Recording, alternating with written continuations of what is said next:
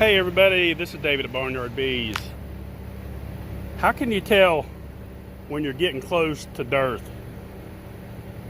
Well, there's a lot of signs that you'll see throughout the bee yard. And one of them is robbing and bees that are, we got some blueberries up there that we still have hanging on the bushes. And the bees normally never go near the fruit itself, but they're all over it now trying to bust into the berry itself. Some of them are split and broken. They're trying to get the sugars out of the berries. And when you look at this right here, there was a colony right here that had a little opening between the lid and the feeder, and the bees helped themselves right into it. And there's a lot of them. I went ahead and opened it up so they could just finish cleaning it up what's in there. So you'll see signs like this throughout the bee yard.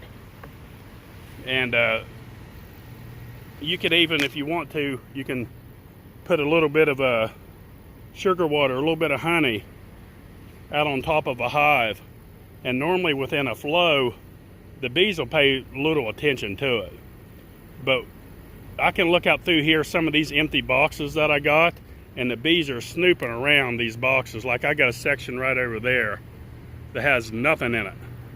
And the bees are all over those boxes looking and searching, trying to find sugar somewhere. And they're not finding it because we're July 15th, mid-July, so it's beginning to happen. So start paying attention to your colonies. Be careful how you feed them. At this time of year, we stop with the high top feeders. I tell everybody that every year. And the reason being because there's a lot of times there may be flaws within your lids, because you know your lid could be perfectly built, and then after a while it could get a warp in it, and it doesn't take much. It doesn't take much at all. And those bees will find that crack and they'll get right into it. So what we do, I haven't started yet. We'll start putting out community bucket feeders. And I'll do a video on that when I get them set up. I've already done videos before on it.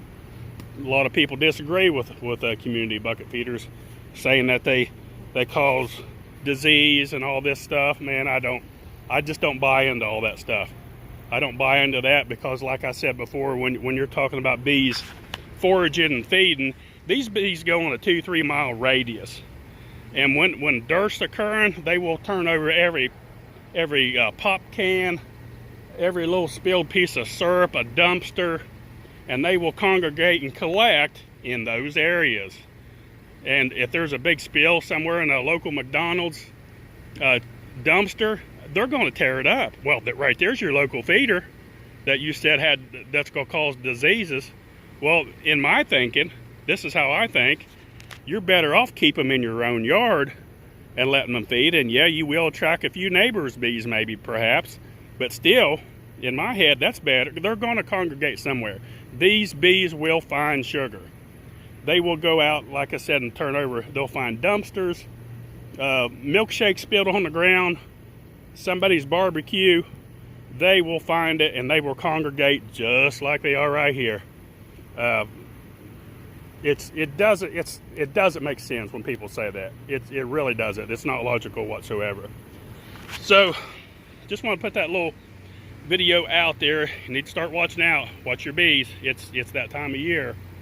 Keep an eye out for hive beetles. Hive beetles will start thriving, and so will wax moths. So be careful with your splits. Make sure your splits only have enough wax, drawed wax in there that you need.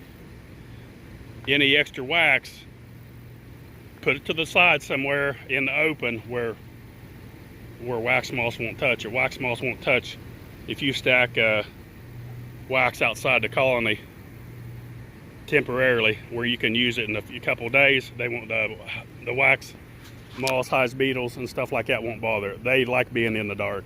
So that's just good to know. If you some people use paramoth, you can do that. You can stack them up and use them that way, but whatever you got to do, keep the critters out, because they're coming. And beekeeping gets harder as we get on. You'll notice that. Beekeepers, new beekeepers, you thought it was easy when you were stalling your bees in March and April. Well, it doesn't stay that easy, so keep an eye out. It's just forewarning everybody. Just stay on your toes, take care of the bees. And that's about it, folks. Don't forget, click on the little bell, like and subscribe. Thanks for watching. BarnYard Bees.